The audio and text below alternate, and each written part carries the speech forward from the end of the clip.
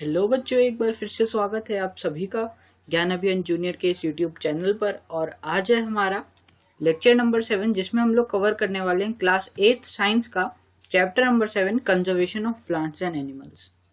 तो ये जो चैप्टर है इसमें हम क्या पढ़ने वाले हैं देखते हैं। इसमें हम बायोडाइवर्सिटी के बारे में पढ़ेंगे, बायोस्फीयर रिजर्व के बारे में पढ़ेंगे। ये जो चैप्टर है इसमें हम ज्यादातर कुछ टर्म्स के बारे में पढ़ेंगे, जैसे कि इकोसिस्टम एक टर्म है, स्पीशीज एक टर्म है, एंडेमिक स्पीशीज एक टर्म है। ऐसे टर्म्स के बारे में हम पढ़ेंगे और ये पूरा चैप्टर खत्म हो जाएगा। तो अगर कोई मेरे से पूछे कि सबसे आसान चैप्टर कौन सा है पूरे क्लास 8 साइंस में, तो मैं इसी का नाम लेता हूँ। Conservation of plants and animals काफी आसान चैप्टर है। हम डायरेक्ट क्वेश्चन आते हैं क्योंकि सारे जो है टर्म्स हैं इसमें। ठीक है, तो सारे टर्म्स को हम पढ़ेंगे, क्या क्या है देख लो यहाँ पे जो भी मैंने लिखे हैं। और अगर कोई भी चैप्टर आपका छूट रहा है, 6 चैप्टर्स में से कोई सा भी एक चैप्टर छूट रहा है, आपने नहीं पढ़ रखा, तो उसका लिंक आपको इस वीडियो के भी डिस्क्रिप्शन बॉक्स में आपको मिल जाएगा। और वीडियोस कैसी लग रही है आपको, कोई कंफ्यूजन है, कोई डाउट है, तो उसको भी नीचे कमेंट कर देना। तो चलो आज का चैप्टर शुरू करते हैं। सबसे पहला जो है हमारा डिफॉरेस्टेशन, जो हम बचपन से पढ़ते आ रहे हैं, डिफॉरेस्टेशन रिफॉरेस्टेशन, वो देखते हैं एक बार फिर से रिविजन। तो deforestation and its causes. Deforestation means cutting down of forest on a large scale for the use of land. जब एक लार्ज स्केल पे जब फॉरेस्ट को कट किया जाता है, ट्रीज को कट किया जाता है, किस लिए? उस लैंड के यूज के लिए, उसे हम डिफॉरेस्टेशन कहते हैं। सब natural causes of deforestation are forest fires. इसके कुछ नेचुरल कॉजेज भी होते हैं, नेचुरली भी डिफॉरेस्टेशन होता है, तो वो होता है फॉरेस्ट फायर। जंगल में आग लग जाती है, जब टेम्परेचर काफी ज्यादा होता है तो जो ग्रास होती है, घास होती है, उसको वो ऑटोमेटिकली फायर कैच कर लेता है, उससे फॉरेस्ट फायर हो जाता है। तो वो एक तरह का क्या है, नेचुरल कॉज है डिफॉरेस्टेशन का। या फिर सॉफ्ट ड्रॉट्स आ जाते हैं, वो क्या होता है, जब पानी की बहुत ज्यादा कमी हो जाती है, तो उससे डिफॉरेस्टेशन नेचुरली होता है।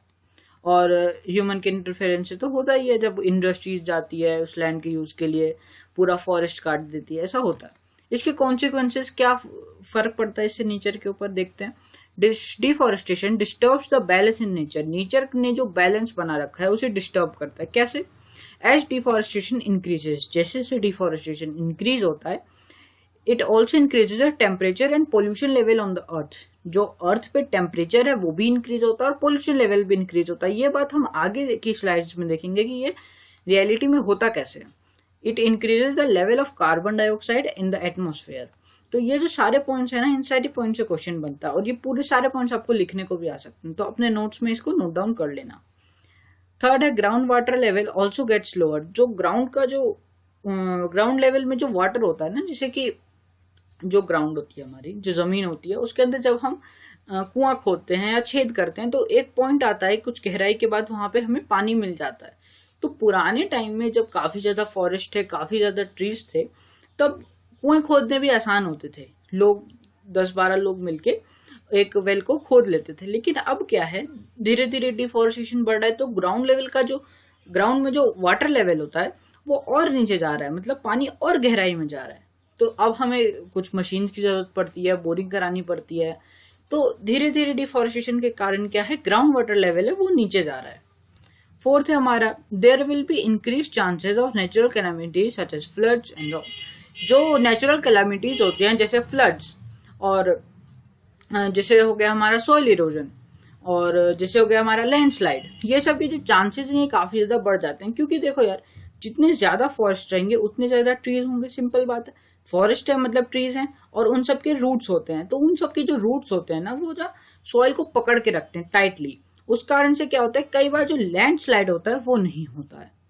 तो जो माउंटेन एरिया होता है वहां पे इंपॉर्टेंट होता है कि वहां काफी सारे ट्रीज हों, जिससे कि लैंडस्लाइड का जो चांस है वो कम हो।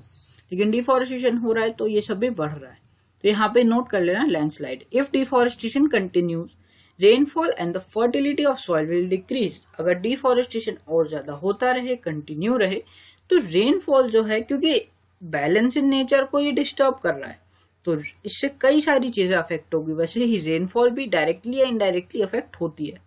रेनफॉल और जो सॉइल में फर्टिलिटी होती है, सॉइल फर्टिलिटी, वो भी कम होगी। चैप्टर 1 में हमने पढ़ा था सॉइल फर्टिलिटी क्या होता है, कैसे इंक्रीज कैसे डिक्रीज होता है, तो वहां से है ये। तो हमने डिफॉरेस्टेशन खत्म कर लिया। आपको डिफॉरेस्टेशन का ये डेफिनेशन भी याद रखना है, डिफॉरेस्टेशन क्या होता है, और ये सारे कॉन्सिक्वेंसेस तो आपके एकदम मतलब जुबान पे होने चाहिए, बिल्कुल ऐसे आपसे कोई पूछे कॉन्सिक्वेंसेस ऑफ, ये सारे पॉइंट आपको बता देने। अब देखते हैं हम एक बहुत इंपॉर्टेंट चीज जो है हमारा ग्लोबल वार्मिंग। यहाँ से 100% एक ना एक क्वेश्चन जरूर पेपर में आता है। Plants use carbon dioxide gas for photosynthesis. ये पूरी एक स्टोरी है जो आपको समझनी पड़ेगी। सबसे पहला क्या है, plants use carbon dioxide for photosynthesis. पता है प्लांट्स फोटोसिंथेसिस परफॉर्म करते हैं, उसके लिए कार्बन डाइऑक्साइड का नीड होता है। तो एटमॉस्फेयर से प्लांट्स कार्बन डाइऑक्साइड गैस लेते हैं। If the number of trees will decrease due to deforestation, अगर डिफॉरेस्टेशन के कारण नंबर ऑफ ट्रीज डिक्रीज हो जाए तो जो CO2 का, जो कार्बन डाइऑक्साइड का अमाउंट है एटमॉस्फेयर में, वो बढ़ जाएगा। क्योंकि CO2 को तो प्लांट्स यूज कर रहे थे, प्लांट्स कम हो गए तो CO2 बढ़ जाएगा। This will lead to global warming as carbon dioxide traps the heat rays reflected by the अर्थ।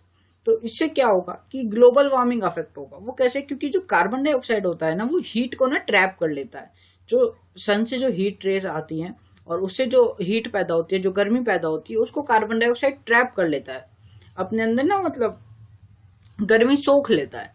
और उस कारण से क्या होता है कि जो अर्थ पे जो टेम्परेचर है वो इंक्रीज हो जाता है। और इससे एक और चीज होती है कि जो वाटर साइकिल है, मतलब जो रेनफॉल का जो साइकिल होता है, वो भी अफेक्ट होता है, और इस कारण से जो रेनफॉल है वो भी डिक्रीज हो जाता है। तो यहाँ पे हमने समझा कि प्लांट्स के कम होने से अर्थ का टेम्परेचर कैसे इंक्रीज होता है। सेकेंड पॉइंट हम देखते हैं, fewer trees result in soil erosion. मैंने आपको बता दिया कि सॉइल इरोजन भी होता है, लैंडस्लाइड होता है। Removal of top layer of soil exposes the lower hard and Rocky layers. अच्छा, अब ये दिखा रहे हैं कि सॉइल लेस फर्टाइल कैसे होता है। यहाँ पे हमने देखा था कि फर्टिलिटी ऑफ सॉइल डिक्रीजेस। तो कैसे होता है? तो the soil has less humus and is less fertile. तो जब जो सॉइल की जो टॉप लेयर है वो एक्सपोज हो जाती है, हट जाती है, तो हार्ड और रॉकी लेयर सामने आ जाती है, जिसमें कि जो ह्यूमस होता है वो भी कम होता है और जो फर्टिलिटी रेट होता है वो भी काफी ज्यादा कम होता है। उसमें हमारी जो क्रॉप्स है वो ढंग से ग्रो नहीं हो पाते। जो टॉप लेयर ऑफ सॉइल होती है उसी में सारे जो इंपॉर्टेंट चीजें होती हैं present. Gradually the fertile land gets converted into desert. और धीरे धीरे जब टॉप सॉइल इरोड होने लगती है, एक्सपोज होने लगती है, तो उस कारण से जो पूरा जो लैंड है वो डेजर्ट में कन्वर्ट हो जाता है। This is called as desertification. तो यहाँ पे हमने एक टर्म पढ़ा डीसर्टिफिकेशन, और इस टर्म से क्वेश्चन आ सकता है, क्योंकि मैंने आपको बताया कि इस पूरे चैप्टर में टर्म्स ही टर्म्स है। जैसे हमने यहाँ ग्लोबल वार्मिंग पढ़ा, ये एक टर्म नहीं था, और जैसे कि ये डिसर्टिफिकेशन एक टर्म है, आगे देखो कितने सारे टर्म्स आते हैं। ये देखो, अब है हमारा conservation of forest and wild life. हमने यहाँ पे क्या पढ़ा? डिफॉरेस्टेशन पढ़ा, प्लांट्स का कंजर्वेशन।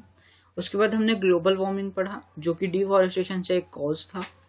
अब हम पढ़ रहे हैं conservation of forest and wildlife, कि फॉरेस्ट और वाइल्ड लाइफ का कंजर्वेशन कैसे किया जाता है।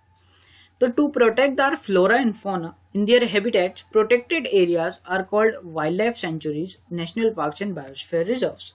तो अगर हम फॉरेस्ट को ऐसे ही खुला छोड़ दें तो धीरे धीरे वहां पे लोग जाके पेड़ काटेंगे ही, इंडस्ट्रीज, वहां कंपनीज जाएंगे ही लैंड के लिए। तो क्या करते हैं कि जो हमारा जो गवर्नमेंट है, उन्होंने कई सारे वाइल्ड लाइफ सेंचुरीज और नेशनल पार्क या बायोस्फीयर रिजर्व्स बना लिए हैं।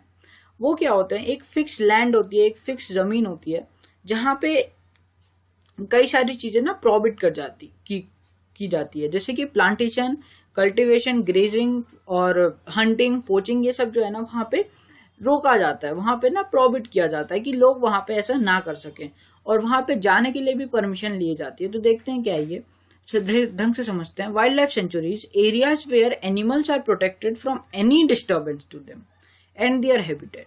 वाइल्ड लाइफ सेंचुरी एक बहुत बड़ा एरिया होता है जहां पे एनिमल्स को प्रोटेक्ट किया जाता है किसी भी बाहर के डिस्टर्बेंस से। उन्हें बिल्कुल एक फॉरेस्ट वाला फील वहां पे दिया जाता है। उसी टाइप से नेशनल पार्क्स होते हैं, यहाँ पे एरियाज फॉर वाइल्ड लाइफ, जो वाइल्ड एनिमल्स होते हैं उनके लिए होता है national park, where they can freely use the habitat and natural resources. वहां पे बिल्कुल नेचुरली उनको, मतलब नेचुरली सब कुछ वहां पे ना बिल्कुल नेचुरल होता है। जैसे नेचुरल लेक्स वहां पे बनाए जाते हैं, मतलब आर्टिफिशियल लेक्स वहां पे बनाए जाते हैं, वैसे ही फॉरेस्ट वहां पे डेवलप किया जाता है, जिस कारण से कि वहां पे जो वाइल्ड लाइफ जो हमारा है, टाइगर्स हैं, लॉयंस हैं, जितने भी वाइल्ड लाइफ एनिमल्स हैं वो सारे फ्री रहें उस हैबिटेट को यूज करने के लिए, और बाहर के जो ह्यूमन इंटरफेरेंस है उनसे भी उन्हें प्रोटेक्ट किया जाता है। जैसे कि वहां पे प्लांटेशन नहीं कर सकते, कोई हंटिंग नहीं कर सकते, वहां पोचिंग नहीं कर सकते वहां, ठीक है, ऐसे किया जाता है। थर्ड है हमारा जो एलिफेंट्स है उनके लिए भी काफी ज्यादा इंपॉर्टेंट होता है, क्योंकि एलिफेंट के जो टस्क होते हैं उसके लिए काफी ज्यादा उन्हें किल किया जाता है, तो उन्हें ऐसे ही बायोस्फीयर रिजर्व्स, नेशनल पार्क्स में उन्हें रखा जाता है प्रोटेक्शन के लिए। Biosphere reserves large areas of protected land for conservation of wildlife, plant and animal resources। जो बायोस्फीयर रिजर्व्स होता है उसमें हम तीनों चीज कंजर्व करते हैं, वाइल्ड लाइफ एनिमल, प्लांट और एनिमल, तीनों चीज हम कंजर्व करते हैं। Resources and traditional life of tribals living in the area, और अगर उस एरिया में कोई ट्रेडिशनल ट्राइब रह रहा है तो उसे भी हम बायोस्फीयर रिजर्व के अंदर प्रोटेक्ट करते हैं। ये तीनों जो है इंपॉर्टेंट है ही। और वाइल्ड लाइफ सेंचुरी क्या होता है, नेशनल पार्क क्या होता है, ये आप गूगल पे लिखोगे तो आपको कई सारे जो नाम है, फेमस नाम है, अलग अलग स्टेट में होते हैं, तो वो आपको मिल जाएंगे, ठीक है। अब है हमारा एंडेमिक स्पीशीज। ये एक टर्म है, एंडेमिक स्पीशीज क्या होता है। Endemic species are those species of plants and animals which are found exclusively in particular area. जैसे कि हमने यहाँ पे पढ़ा कि नेशनल पार्क और वाइल्ड लाइफ सेंचुरी है, तो यहाँ पे भी कुछ स्पीशीज होती हैं, कुछ जो कि वही उतने ही इलाके में सीमित होती है। मैं आपको समझाता हूँ ढंग से कि कुछ जो स्पीशीज वो प्लांट्स या एनिमल्स की स्पीशीज जो एक पर्टिकुलर एरिया में ही मिले, एक पर्टिकुलर कंट्री में ही मिले, एक पर्टिकुलर स्टेट में ही मिले, वो एंडेमिक स्पीशीज होती हैं। फॉर एग्जाम्पल हमारे यहाँ जैसे कि एक फ्लाइंग स्क्विरल मिलती है, वो सिर्फ एक पर्टिकुलर एरिया में मिलती है। इंडियन जायंट स्क्विरल जो है, जो यहाँ पे मैंने एग्जांपल दिया है, इंडियन जायंट स्क्विरल, ये सिर्फ एक पर्टिकुलर एरिया है, ये सिर्फ इंडिया में मिल सकती है, इंडिया के किसी एक पर्टिकुलर एरिया में मिल सकती है। तो ये एक तरह की क्या एंडेमिक स्पीशीज है। They are not naturally found anywhere else, वो उस पर्टिकुलर एरिया के अलावा और कहीं बाहर नहीं मिल सकती। A particular type of animal और प्लांट में be endemic to a zone, a state और अ कंट्री। तो ऐसे एनिमल्स एक पर्टिकुलर जोन के लिए एंडेमिक होते हैं, स्टेट के लिए होते हैं या कंट्री के लिए होते हैं। तो वैसे ही साल एंड वाइल्ड मैंगो, जैसे कि यहाँ एनिमल्स होते हैं वैसे प्लांट्स भी होते हैं। जैसे साल हो गया, वाइल्ड मैंगो हो गया, ये दो एग्जाम्पल हैं एंडेमिक फ्लोरा के। और एंडेमिक फ्लोरा है मतलब ये किसी जोन का होगा, वो जोन कौन सा है, इस जोन का है। ये जो बायोस्फीयर रिजर्व यहाँ पे दिखा हुआ है, पंचमढ़ी बायोस्फीयर रिजर्व, यहाँ पे ये दोनों जो है एंडेमिक स्पीशीज है, मतलब इसके अलावा ये दोनों चीजें कहीं और नहीं मिलेंगी। वैसे ही बाइसन है, इंडियन जायंट स्क्विरल है, फ्लाइंग स्क्विरल है, are endemic fauna of this area, ठीक है। इसी बायोस्फीयर रिजर्व के बाइसन और इंडियन जायंट स्क्विरल और फ्लाइंग स्क्विरल एंडेमिक है, ठीक है। थर्ड हम देखते हैं animals whose numbers are diminishing to a level and they might face extinction is known as endangered animals। endangered animals क्या होते हैं, वो एनिमल्स जिनका नंबर बहुत ज्यादा तेजी से कम हो रहा है, डिमिनिश हो रहा है, और वो एक्सटिंक्शन को फेस कर सकते हैं। एक्सटिंक्शन क्या होता है, अगर उस स्पीशीज के सारे एनिमल्स खत्म हो जाए, अगर उस स्पीशीज के सारे एनिमल्स अर्थ पे से खत्म हो जाए तो वो एंडेंजर्ड स्पीशीज हो जाए, तो वो एक्सटिंक्ट स्पीशीज हो जाते हैं। तो जो एनिमल्स एक्सटिंक्ट होने वाले हैं लेकिन वो थोड़े बचे हैं अभी अर्थ पे, अगर उन्हें प्रोटेक्ट ना किया जाए तो वो एक्सटिंक्ट हो जाएंगे, लेकिन वो थोड़े बचे हैं तो उन्हें एंडेंजर्ड स्पीशीज के कैटेगरी में रखा जाता है। फॉर एग्जांपल मैंने यहाँ पे आपको एक इमेज दिखाई थी, ये जो डोडो बर्ड है, ये कई सालों पहले ये जो था, ये एक तरह का एंडेंजर्ड स्पीशीज था, लेकिन इसको ढंग से प्रोटेक्शन नहीं मिल पाई, उस कारण से अर्थ में जितने भी डोडो बर्ड थे वो सारे खत्म हो गए और ये अब एक एक्सटिंक्ट स्पीशीज में आ गया है। तो वैसे ही हमने जाना कि एंडेंजर्ड क्या होता है, जो कि अभी कुछ बचे हैं लेकिन उन्हें प्रोटेक्शन ना दी जाए तो वो एक्सटिंक्ट हो जाएंगे। वैसे यहाँ पे हम देखते हैं project tiger was launch by government to protect tigers in country. जो हमारी इंडिया, जो हमारी कंट्री है, वहां पे जो टाइगर्स का नंबर है वो काफी ज्यादा कम हो रहा था, तो इसलिए जो गवर्नमेंट है उन्होंने प्रोजेक्ट टाइगर शुरू किया। The objective of this project was to ensure the survival and maintenance of the tiger population in the country। इस प्रोजेक्ट का जो एम था, काम क्या था इस प्रोजेक्ट का जो काम था वो था कि जो टाइगर की जो पॉपुलेशन है कंट्री में उसको बढ़ाना और उसको मेंटेन करना। तो ऐसे प्रोजेक्ट टाइगर है, प्रोजेक्ट लॉयन है, ऐसे कई सारे प्रोजेक्ट्स बीच बीच में गवर्नमेंट लॉन्च करती है। द सतपुरा टाइगर रिजर्व, देखो सतपुरा टाइगर रिजर्व, ये मतलब जो पूरा सतपुरा का जो एक रिजर्व बनाया गया ये सिर्फ टाइगर्स के लिए, is unique in the sense that a significant increase in the population of tiger has been seen there। जब यहाँ पे प्रोजेक्ट टाइगर लॉन्च हुआ, सतपुरा टाइगर रिजर्व काफी इंपॉर्टेंट नाम है, ये ना डायरेक्ट पूछा जाएगा कि कहाँ पे हुआ था, तो सतपुरा टाइगर रिजर्व में हुआ था। और जब यहाँ पे लॉन्च हुआ तो काफी ज्यादा एक सिग्निफिकेंट इंक्रीज टाइगर के पॉपुलेशन में देखा गया। ठीक है, अब देखते हैं और कुछ 3 टर्म्स आ गए हमारे, पूरे टर्म्स हैं इस चैप्टर में। तो अब है हमारा इकोसिस्टम। इकोसिस्टम क्या होता है? An ecosystem is made up of all plants and animals and micro organisms in area along with non components such as chemical, soil, rivers and deltas। तो इकोसिस्टम क्या होता है? एक सिस्टम होता है जिसमें क्या होते हैं? सारे प्लांट्स, सारे एनिमल्स, सारे माइक्रो ऑर्गेनिजम्स और नॉन लिविंग कंपोनेंट जिन्हें अबायोटिक कंपोनेंट भी कहते हैं, जैसे कि वहां का climate, soil, rivers, delta etcetera, इन सबको मिला के हम इकोसिस्टम कहते हैं। और ये एक पर्टिकुलर एरिया का होता है। जब हम रेफर करते हैं इकोसिस्टम तो हम एरिया भी बताते हैं, इस एरिया का इकोसिस्टम। ठीक है, तो उसमें क्या क्या हो जाएगा? वहां के सारे प्लांट्स, वहां के सारे एनिमल्स, वहां के सारे माइक्रो ऑर्गेनिजम्स, वहां का कैसा क्लाइमेट है, कैसा सॉइल है, कैसा रिवर डेल्टा है, वो सब आ जाएगा इकोसिस्टम में। डायरेक्ट डेफिनेशन है, याद रखनी है। अब है हमारा red data book. Red data book क्या होता है? Red data book is a source book which keeps all the records of the endangered species, endangered animals and plants. Red data book is maintained internationally by an organisation. तो जो red data book है वो जितने भी endangered animals है और plants है उनका एक रिकॉर्ड रखता है, जिससे कि हर कंट्री को पता चले कि कौन सी स्पीशीज है जिन्हें प्रोटेक्शन की जरूरत है और कौन सी स्पीशीज है जो एक्सटिंक्ट हो चुकी हैं। तो ऐसा एक रेड डेटा बुक है जो एक इंटरनेशनल इंस्टीट्यूशन द्वारा मेंटेन किया जाता है। हर कंट्री के पास अपना भी एक रेड डेटा बुक होता है, जैसे कि आप गूगल पे सर्च करोगे red data book of India, तो उसमें इंडिया की रेड डेटा बुक आ जाएगी। तो उससे आपको पता चलेगा, आप खरीद भी सकते हो, उससे आपको पता चलेगा कि कितने सारे एंडेंजर्ड एनिमल्स और प्लांट्स हैं। थर्ड है हमारा माइग्रेशन। माइग्रेशन क्या होता है? Migratory birds fly to far away areas every year during a particular time because of climatic changes. जो स्पीशीज होते, जैसे जो एनिमल्स होते हैं या जो एनिमल्स होते हैं, जो बर्ड्स होते हैं, वो कई बार क्या होता है कि एक पर्टिकुलर क्लाइमेट में ही रह सकते हैं, एक पर्टिकुलर क्लाइमेट में ही सरवाइव कर सकते हैं। तो वैसे ही कुछ बर्ड्स होती हैं जो कि माइग्रेशन करती हैं एक जगह से दूसरे जगह पर, एक कंट्री से दूसरे जगह पर, बहुत लार्ज डिस्टेंस पे भी माइग्रेटरी बर्ड्स ट्रेवल करती हैं, एक पर्टिकुलर टाइम में ही ट्रेवल करती हैं, क्योंकि वहां पे उस टाइम पे क्लाइमेटिक चेंजेस होते हैं। कई सारे बर्ड्स होते हैं जो कि एक कंट्री में रहती है, लेकिन जब उस कंट्री में जब गर्मी का मौसम आता है तो वो माइग्रेट करती है और दूसरी जगह पे जाती है जहां पे उनका फेवरेबल क्लाइमेट हो, तो वो होती है migratory birds. They fly for laying eggs as weather in their natural habitat and becomes very cold and inhospitable. तो कई बार ऐसा भी होता है कि जिस कंट्री में वो रह रही है बहुत ज्यादा ठंडी हो गई, तो वो किसी नॉर्मल गर्म जगह पे भी जाती हैं एग ले करने के लिए और अपने सर्वाइवल के लिए। Birds who cover long distance to reach another land are called migratory birds. तो जो बर्ड्स काफी ज्यादा लॉन्ग डिस्टेंस ट्रेवल करती हैं उन्हें माइग्रेटरी बर्ड्स कहते हैं। तो इसी के साथ होता है हमारा चैप्टर खत्म। यहाँ पे जो ये चैप्टर था पूरा टर्म से भरा हुआ था, आपको सारे टर्म्स याद रखने हैं।